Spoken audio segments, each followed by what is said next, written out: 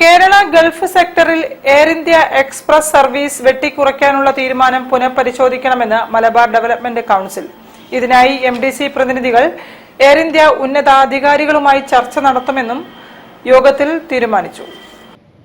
October 26 മുതൽ Kerala Gulf സെക്ടറിൽ air India express വിമാന സർവീസ് വെട്ടിക്കുറയ്ക്കാനുള്ള തീരുമാനം പിൻവലിക്കണമെന്ന് മലബാർ ഡെവലപ്മെന്റ് കൌൺസിലിന്റെയും പ്രത്യേക ക്ഷണിതാക്കളുടെയും യോഗം ആവശ്യപ്പെട്ടു.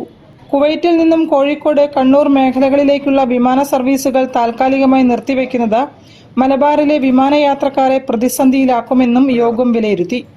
ഈ തീരുമാനം പുനഃപരിശോധിക്കണമെന്ന് അഭ്യർത്ഥിച്ച് എയർ ഇന്ത്യ ഉന്നതാധികാരികളുടെയും കേന്ദ്ര സംസ്ഥാന സർക്കാരുകളുടെയും പിന്തുണ അഭ്യർത്ഥിച്ച് പ്രതിനിധി സംഘത്തെ അയക്കാനും യോഗം തീരുമാനിച്ചു.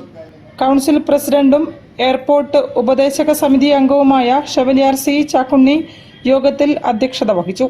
Vice president CA Beauty Prasad ഉദ്ഘാടനം ചെയ്തു.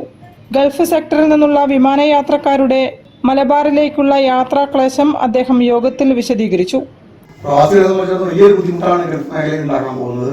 കാരണം പ്രവാസികൾ ഡിപ്പെൻഡ് ചെയ്യുന്ന ഒരു ഏക എയർലൈൻസ് നമ്മുടെ നാട്ടിലെ എയർലൈൻസ് എന്ന് പറയുന്നത് എയർ ഇന്ത്യ എക്സ്പ്രസ് ആണ്. എപ്പോഴും ഫ്ലൈറ്റ് ഫുള്ളായിട്ട് ഞാൻ കാണാറുള്ളൂ. കാരണം എല്ലാ മാസവും ഞാൻ വരുന്ന ഒരാളായതുകൊണ്ട് എയർ ഇന്ത്യ എക്സ്പ്രസ് വളരെയധികം കോഴിക്കോട് അത് മാത്രമേ ഉള്ളൂ. അപ്പോൾ എവറേജ് നിർത്തിയതിനു ശേഷം air India express, fly Dubai, air India, IndiGo, spice ഇത്രയും ഫ്ലൈറ്റുകളാണ് മലബാറിലേക്ക് ഓപ്പറേറ്റ് ചെയ്യുന്നത്. അപ്പോൾ ഇത് ഭാഗ്യമായി നിർത്തുന്നത് ചരക്ക് കാർഗോ മൂവ്മെന്റിനും അത് വലിയ ബുദ്ധിമുട്ടായി മാറും. ഡോക്ടർ MP പത്മനാഭൻ മുഖ്യപ്രഭാഷണം നടത്തി. യോഗത്തിൽ senior vice president A. Sivasankaran, TP Vasu, പ്രത്യേക ക്ഷണിതാക്കളായ Princy Jose, Prajeesh, JG Ronald, PP Sreeras, Riyas Nairoth എന്നിവർ സംസാരിച്ചു. PI അജയൻ, CC മനോജ് എന്നിവർ നേതൃത്വം നൽകി. News bureau, Kozhikode.